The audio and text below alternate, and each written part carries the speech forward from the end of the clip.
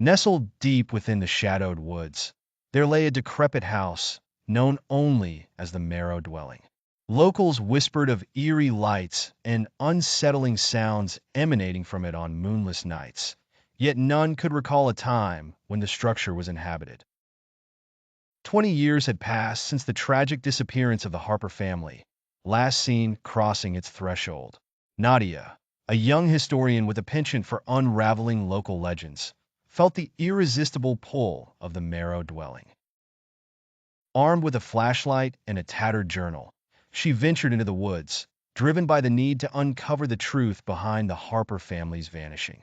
As she approached the house, its imposing silhouette loomed against the inky sky, branches like skeletal hands reaching out to grasp the unwary. The air grew colder, and an eerie silence blanketed the forest, making Nadia's heartbeat thunder in her ears.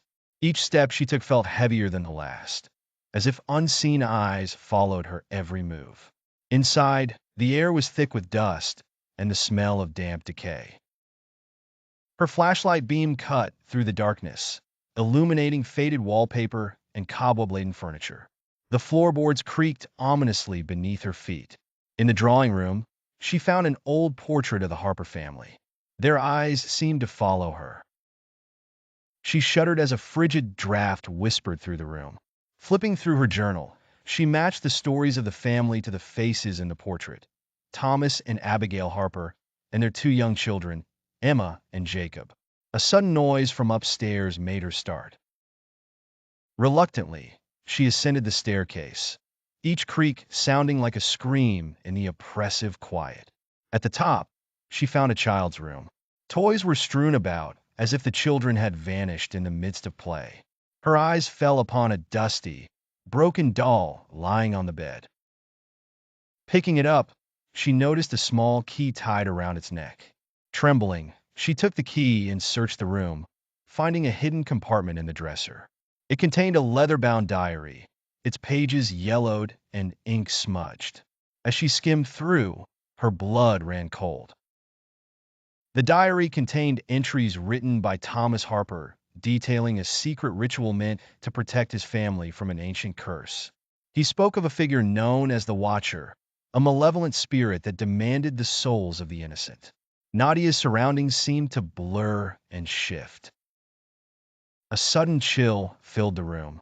She heard the sound of children's laughter, innocent yet sinister, echoing down the hallway.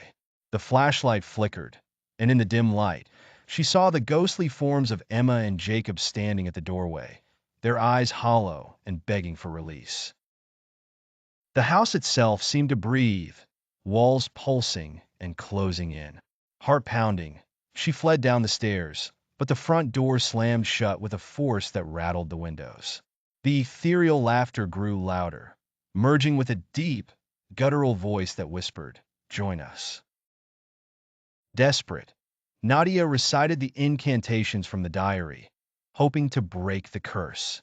The air grew thick, choking her as shadows writhed and twisted around her.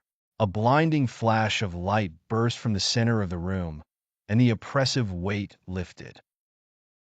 Gasping for breath, she found herself outside in the cold dawn light, the house standing silently behind her. In her hand, she still clutched the diary.